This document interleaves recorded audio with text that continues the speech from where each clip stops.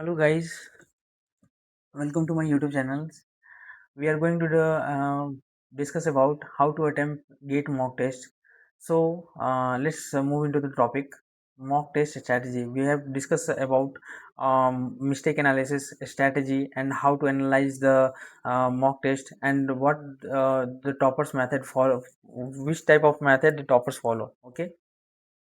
तो mock test का मतलब ये नहीं होता जो कि ये मार्क्स डिसाइड करते हैं। मॉक टेस्ट का सिंपली मीनिंग होता है ये डायग्नोसिस टूल्स है जो आपको बताते हैं कि आपकी कमियां कहाँ कहाँ क्या हैं।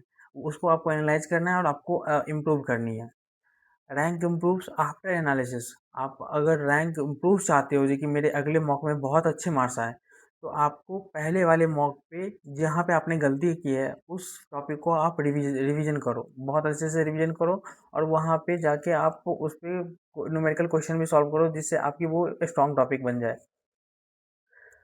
ये क्वेश्चन आप पूछेंगे सर ये भैया अर्ली स्टेज में मुझे when to start mock test.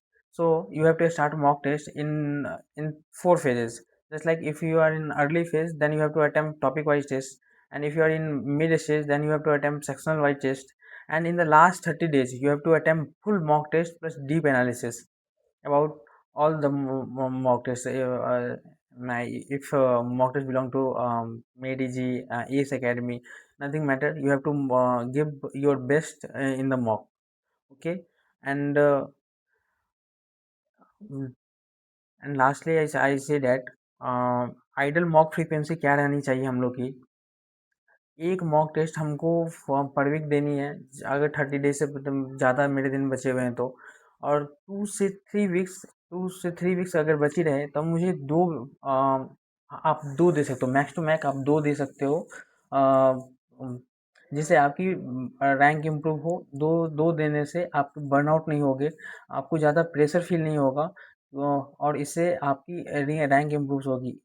मैं ये क्यों बोल रहा हूँ क्योंकि मैं जब बैठता था तो मैं 2 या 3 या 4 मॉक टेस्ट देता था जिससे क्या होती थी, रैंक इम्प्रूव तो नहीं होती थी, मैं मार्क्स के पीछे भागता था। नहीं ये इस मॉक में पक्का कुछ ऐसा है नहीं, मेरे में तो स्टेमिना है, ये है, मैं कर सकता हूँ। मेरे मार्क्स 60 प्लस इस बार पक्का जाएंगे, मेरे मार्क्स इस बार 45 आए तो कोई नहीं बात नहीं, मेरे मार्क्स 60 प्लस पर जरूर जाएंगे। मैं दूसरा मॉक देने के लिए बैठता था, फिर से वही मार्क्स आ रहे हैं। तो उस पे आपको बार बार मॉक देने से आपकी मार्क्स इंक्रीज करने वाले नहीं है। मार्क्स इंक्रीज तब करेंगे जब आप उसको एनालिसिस करोगे, उसका आप कहाँ पे आप गलती करो उसको डिसाइड करोगे।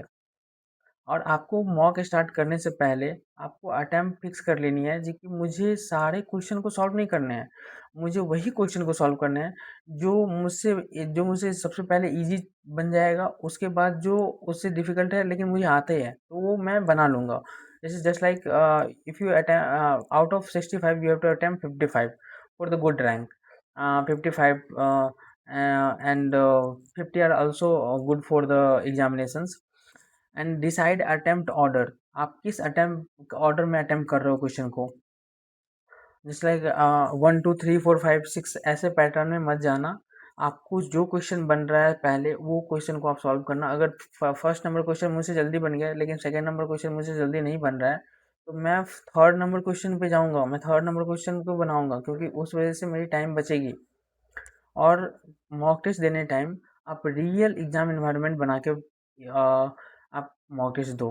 क्योंकि इसकी वजह से आपके फाइनल एग्जाम में आपको बहुत मदद मिलेगी। क्योंकि ये मैं इसलिए बोल रहा हूँ क्योंकि मैं भी ऐसा करता था। तो क्योंकि मेरे शिफ्ट में आए थे जो 2 बजे से 5 बजे तक एग्जाम थी, तो मैं क्या करता था, मैं 2 बजे से हर दिन जब भी मैं मॉक देने के लिए बैठता था तो मैं 2 बजे बैठता था और 5 बजे उठता था, 5 बजे उठता था मॉक टेस्ट देके। जिससे मेरी आदत हो गई थी कि हाँ मुझे नींद उस टाइम नहीं लगेगी। आपको इस ऑर्डर में फॉलो करना है 3 level of classification during mock test. During mock test what type of the 3 types of classification? First one is sure shot, second one is doubtful, and third one is guess based। सो आपको सबसे easy question सबसे solve करने हैं 1.5 hours में। और 1.5 hours में वो question solve करना है जो डाउटफुल लग रहा है लेकिन मुझसे बन जाएगा, तो मैं वो क्वेश्चन बनाऊंगा। लेकिन गेसिंग नहीं करना क्योंकि ये वो एग्जाम नहीं है जहाँ पे आप गेस करके मार्क्स ला सकते हो। इसमें आपके मल्टीपल एमएसक्यू रहते हैं, एमसीक्यू रहते हैं, डिजिट टाइप करने रहते हैं, वो टाइप के क्वेश्चन आते हैं। आपको वहाँ पे गेसिंग आपकी मदद नहीं कर पाएगी।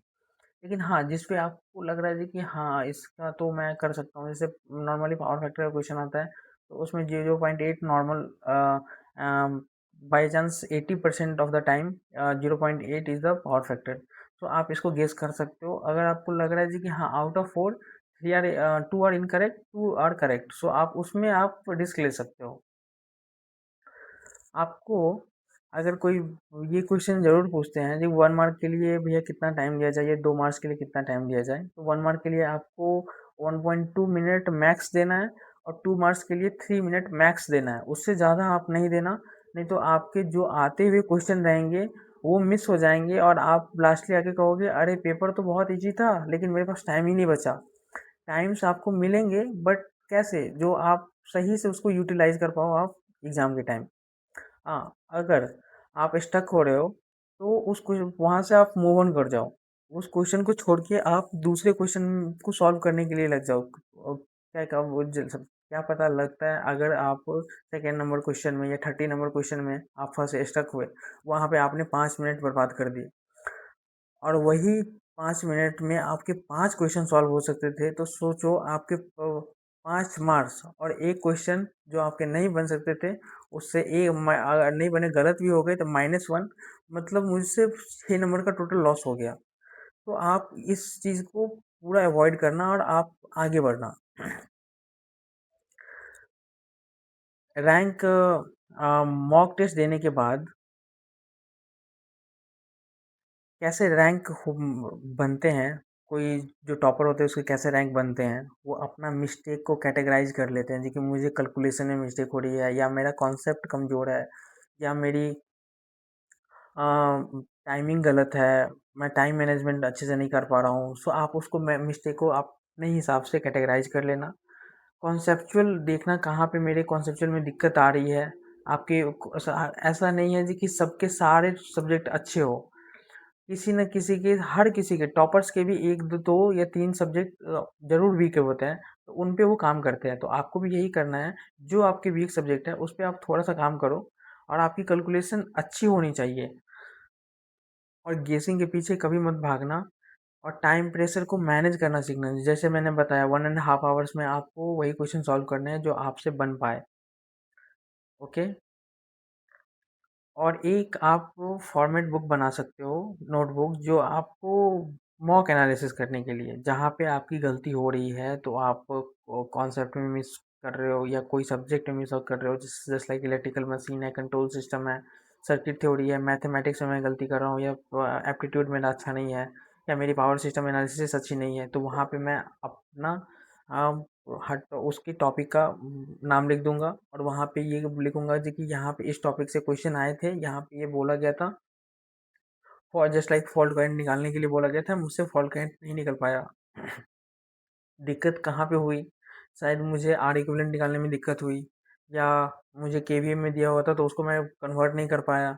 कहाँ गलती हुई, कैलकुलेशन में सिली मिस्टेक हुई या लार्ज मिस्टेक हुई। लार्ज मिस्टेक है तो मुझे पूरे कॉन्सेप्ट को अच्छे से रिवीजन करनी है, अगर सिली मिस्टेक है तो उसको देख के मुझे जल्दी से आगे बढ़ना है, क्योंकि टाइम कम है, और आपको जल्दी से जल्दी मिस्टेक को ओवरकम करना है। सब यही गलती करते हैं, सबके बारे में नहीं, लेकिन अगर आप 20% में आते हो तो आप ये मिस्टेक नहीं करते होगे, लेकिन मैं 80% में था, क्योंकि मैं ये सब गलती किया हूँ अपने जो मेरा फर्स्ट अटेम्प्ट था गेट का। मैं मार्क्स के पीछे भागता था, मॉक्स देता था, तो मैं मुझे लगता था जैसे कि नहीं, मैं मार्क्स जितने आ रहे उतने ही मेरे फाइनल में भी मार्क्स उतने ही आएंगे, मेरे गेट एग्जाम में भी उतने ही मार्क्स आएंगे। लेकिन नहीं, ऐसा नहीं होता, क्योंकि ये एक कोचिंग क्वेश्चन को बना रही है, और वो आईआईटी के प्रोफेसर वहाँ पे क्वेश्चन को डिसाइड कर रहे हैं। तो कभी भी दोनों क्वेश्चन सेम नहीं हो सकते हैं, कॉन्सेप्ट सेम हो सकती है, क्वेश्चन कभी भी सेम नहीं होगी। क्वेश्चन का डिफिकल्टी लेवल कभी इजी भी रह सकता है as compare to coaching industry, और कभी लो भी हो सकता है। तो आपको यहाँ से डिसाइड नहीं कर लेना जी कि आपके उतने ही मार्क्स आएंगे, आपके मार्क्स ज़्यादा बढ़ भी सकते हैं। और हाँ, आप हर मॉक के बाद अपना रिवीजन ज़रूर करना, जहाँ पे आप मिस्टेक कर रहे हो, और उसको भी रिवीजन करना जहाँ पे आपको लग रहा है कि नहीं मेरे मार्क्स तो इसमें से सब करेक्ट हो रहे हैं, लेकिन उसको मैं भूल ना जाऊं, इसलिए मुझे वो सब्जेक्ट की भी रिवीजन करनी है। टॉपर से क्या स्ट्रैटेजी रहते हैं, टॉपर की 3 स्ट्रैटेजी की वजह से वो इम्प्रूव कर पाते हैं। एक्यूरेसी, एनालिसिस और वीक टॉपिक रिवीजन को वो अच्छे करके वो हम लोग से आगे बढ़ के अच्छा रैंक ला पाते हैं, और हम लोग नीचे रह जाते हैं। क्यों? क्योंकि वो लोग ये 3 रूल फॉलो करते हैं, एक्यूरेसी, एनालिसिस और वीक टॉपिक को रिवीजन करते हैं बार बार। लास्टली मैं यही कहूँगा, summary of this session is, mock के कभी भी वो रैंक डिसाइडर नहीं होता है। मॉक को आप एक डायग्नोसिस टूल्स की तरह देखो। अटेम्प्टली स्मार्ट करो 1.5 hours and 1.5 hours, analyse deeply which topic in which we are stuck, so आप उसको अच्छे से इम्प्रूव करो। और लास्टली मैं यही कहूँगा, अगर आप ऑनेस्ट गेट गाइडेंस चाहते हो तो प्लीज़ इस चैनल को लाइक एंड सब्सक्राइब करना guys. Thank you so much for watching this video. Have a nice day.